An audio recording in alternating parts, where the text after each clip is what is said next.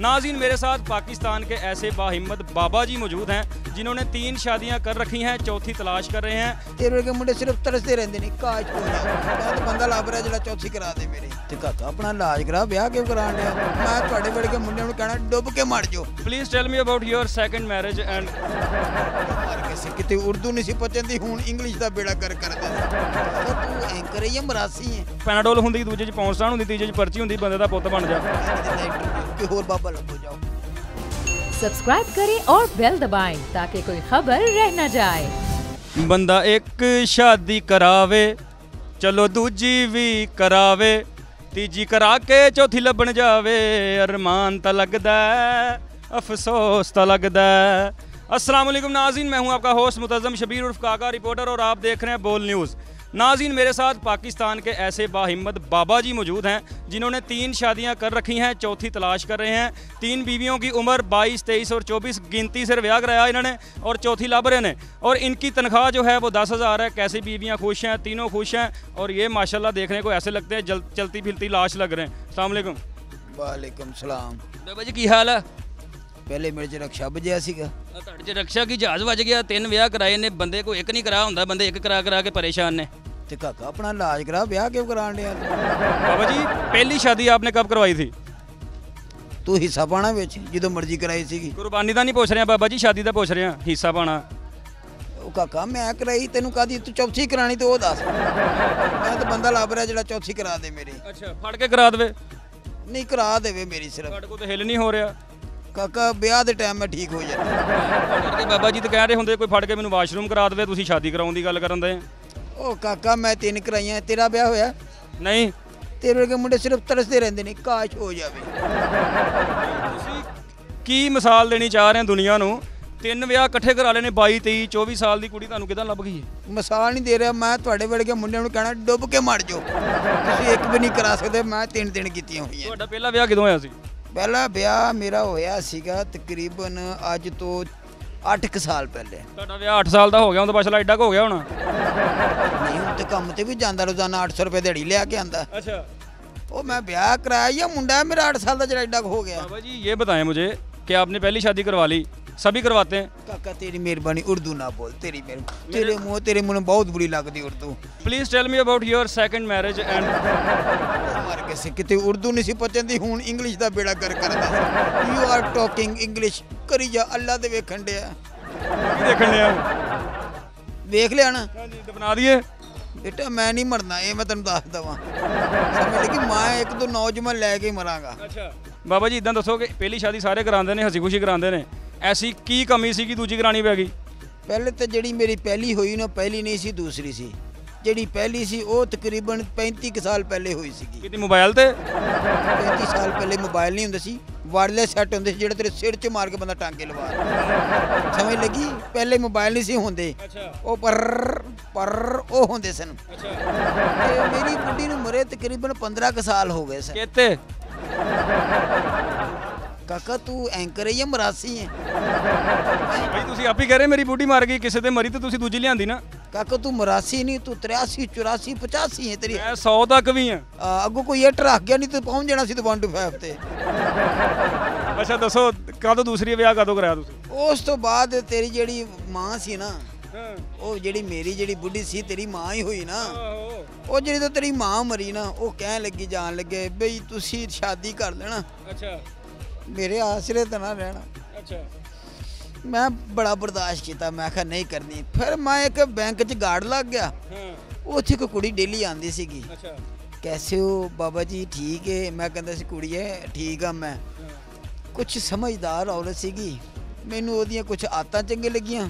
ਬਾਬਾ ਜੀ ਗਾਲਾਂ ਨਾ ਕੱਢੋ, ਜਿਹੜੀ ਗੱਲ ਪੁੱਛ ਰਹੇ ਆ ਉਹ ਦੱਸੋ। ਕਾਕਾ ਤੂੰ ਬੰਦੇ ਦੇ ਪੁੱਤਰ ਦਾ ਇੰਟਰਵਿਊ ਲੈਂਗਾ ਤਾਂ ਮੈਂ ਠੀਕ ਕਰਾਂਗਾ, ਅਜੇ ਤਾਂ ਮੈਂ ਗਾਲਾਂ ਬੰਦੇ ਕੱਢੀ। ਦੇ ਪੁੱਤਰ ਦਾ ਇੰਟਰਵਿਊ ਲੈ ਰਹੇ ਆ। ਕਾਕਾ ਤੂੰ ਬੰਦੇ ਦਾ ਪੁੱਤਰ ਬਣ ਜਾਣੀ ਤਾਂ ਮੈਂ ਜੁੱਤੀ ਵੀ ਲਾ ਲੈਣੀ। ਹੋਰ ਕਿਹੜਾ ਮੈਂ ਟੀ ਦਾ ਲੈ ਰਿਹਾ। ਗੱਲ ਹੈ ਕਿ ਉਸ ਤੋਂ ਬਾਅਦ ਉਹ ਕੁੜੀ ਦੀਆਂ ਕੁਛ ਆਦਤਾਂ ਮੈਨੂੰ ਚੰਗੀਆਂ ਲੱਗੀਆਂ, ਕੁਛ ਮੇਰੀਆਂ ਚੰਗੀਆਂ ਲੱਗੀਆਂ। ਉਹਨੂੰ ਆਹੋ ਉਸ ਤੋਂ ਬਾਅਦ ਸਾਡੀ ਨਾ ਗੁਫ਼ਤਗੂ, ਅਸੀਂ ਹਾਫ ਟਾਈਮ 'ਚ ਬਹਿ ਕੇ ਚਾਹ ਚੂ ਪੀਂਦੇ ਸੀਗੇ। ਸਾਡਾ ਤੁਸੀਂ ਫੁੱਲ ਟਾਈਮ 'ਚ ਪੀਂਦੇ ਤੇ ਭਾਵੇਂ ਛੇਤੀ ਵਿਆਹ ਹੋ ਜਾਂਦਾ, ਹਾਫ ਟਾਈਮ 'ਚ ਇੰਨੀ ਛੇਤੀ ਤੁਹਾਡੀ ਰਿਕਵਰੀ, ਕੀ ਬਾਤ।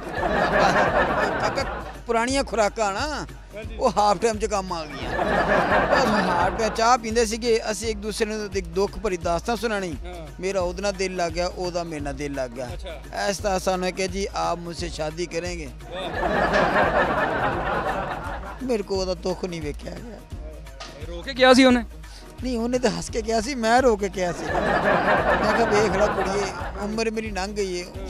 ਉਹਨੇ ਕਿਹਾ ਜੀ ਮੈਂ ਨੌਜਵਾਨ ਮੁੰਡੇ ਨਾਲ ਵਿਆਹ ਕਰਾਂਗੀ, ਉਹਦਾ ਕੋਈ ਪਤਾ ਨਹੀਂ ਮੈਨੂੰ ਛੱਡ ਜਾਵੇ। ਤੁਹਾਡਾ ਮੈਨੂੰ ਪੱਕਾ ਪਤਾ ਤੁਸੀਂ ਹੋਮਿਓਪੈਥਿਕ ਕੋ ਕਿਹੜਾ ਕੋਈ ਨਾ ਫਾਇਦਾ ਨਾ ਨੁਕਸਾਨ। ਨਹੀਂ ਪੁੱਤ, ਮੈਂ ਐਲੋਪੈਥਿਕ ਵੀ ਹੈਗਾ। ਜੋੜ ਜੋੜ ਨੂੰ ਦੁਖਦੇ, 3 ਵਿਆਹ ਕਰਾਏ, ਚੌਥੀ ਕਿਉਂ ਲੱਭਣ ਡਏ ਹੁਣ? ਚੱਸ ਪੈ ਗਈ ਆ?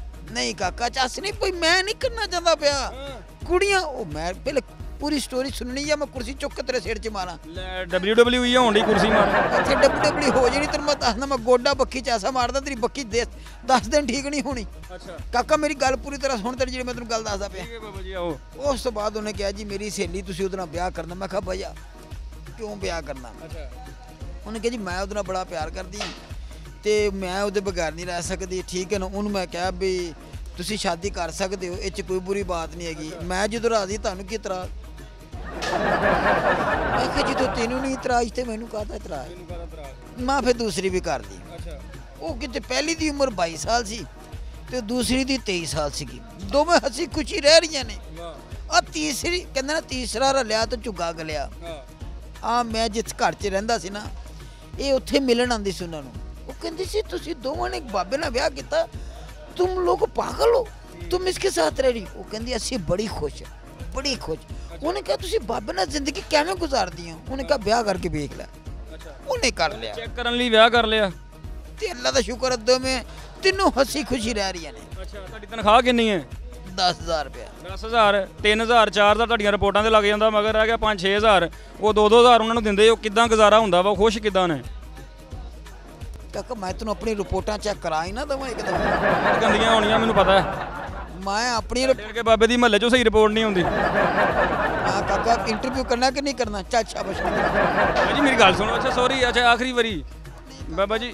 ਹਰ ਦਫਾ ਤੂੰ ਇਹੀ ਕਹਿਣਾ ਆਖਰੀ ਵਾਰੀ। ਫਿਰ ਬਾਬਾ ਜੀ ਮੈਂ ਤੁਹਾਡੇ ਗੋਡੇ ਨੂੰ ਹੱਥ ਲਾ ਦੇਵਾਂ, ਉਹ ਦੁਖਦਾ ਹੋਣਾ, ਮੈਂ ਤਾਂ ਲਾਉਣ ਡਿਆ। ਗੋਡਾ ਮੇਰਾ ਠੀਕ ਹੈ, ਤੈਨੂੰ ਮੈਂ ਦੱਸਦਾ। ਮੈਨੂੰ ਅਜੀ ਹੁਜਤਾਂ ਕਰਨ ਦੀ ਕੋਸ਼ਿਸ਼ ਨਹੀਂ ਕਰਨੀ, ਸਮਝ ਲੱਗੀ?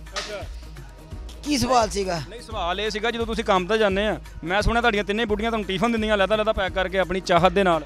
ਨਹੀਂ, ਟਿਫਨ ਇੱਕੋ ਹੀ ਹੁੰਦਾ, ਡੱਬੇ 3 ਹੁੰਦੇ ਨੇ ਲੱਗ ਰਹੇ। ਡੱਬੇ 3 ਹੁੰਦੇ ਨੇ ਨਾ, ਇੱਕ 'ਚ ਪੈਨਾਡੋਲ ਹੁੰਦੀ, ਦੂਜੇ 'ਚ ਪੌਂਸਟਾਨ ਹੁੰਦੀ, ਤੀਜੇ 'ਚ ਪਰਚੀ ਹੁੰਦੀ, ਬੰਦੇ ਦਾ ਪੁੱਤ ਬਣ ਜਾ।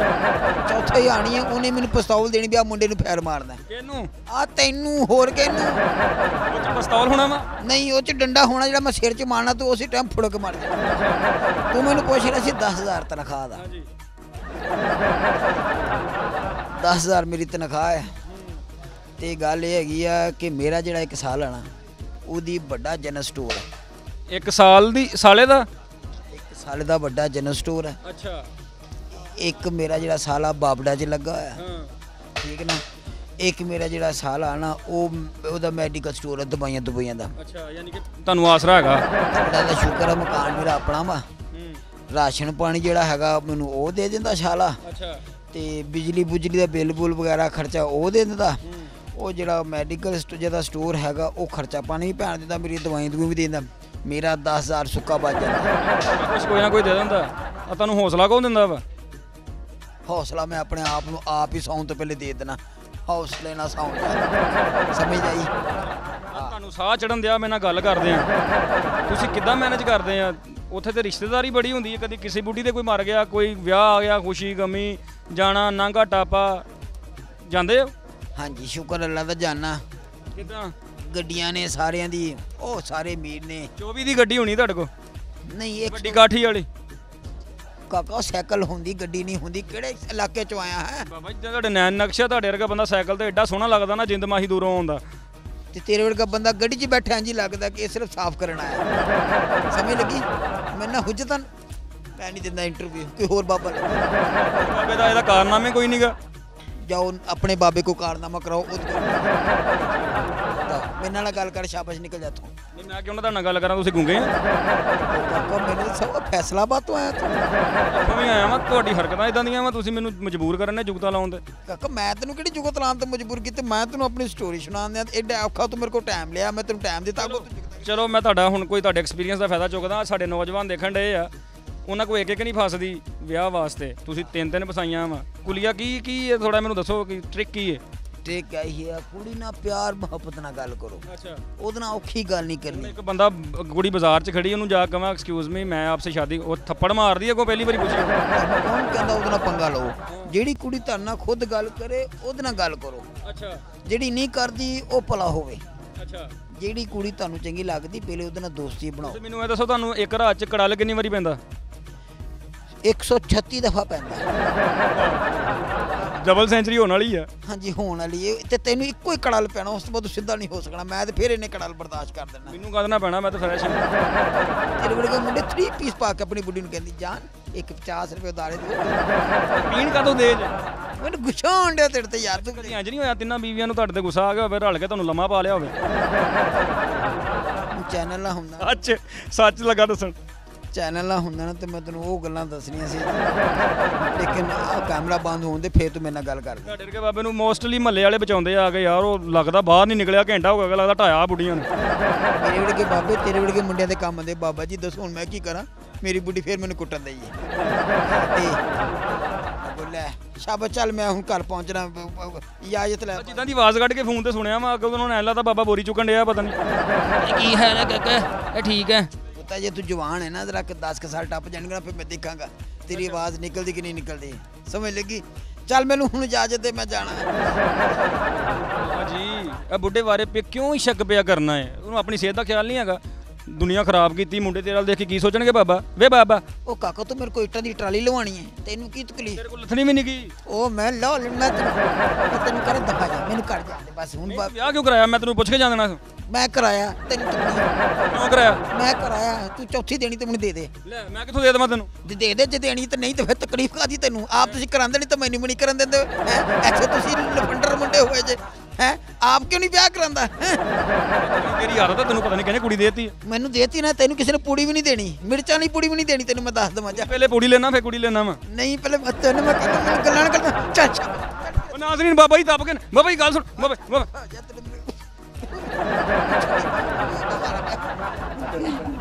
नाज़रीन बाबा जी का एंड हो चुका है।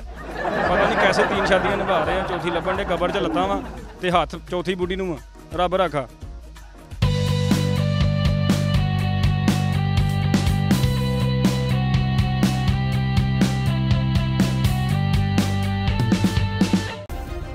सब्सक्राइब करें और बेल दबाएं ताकि कोई खबर रह न जाए।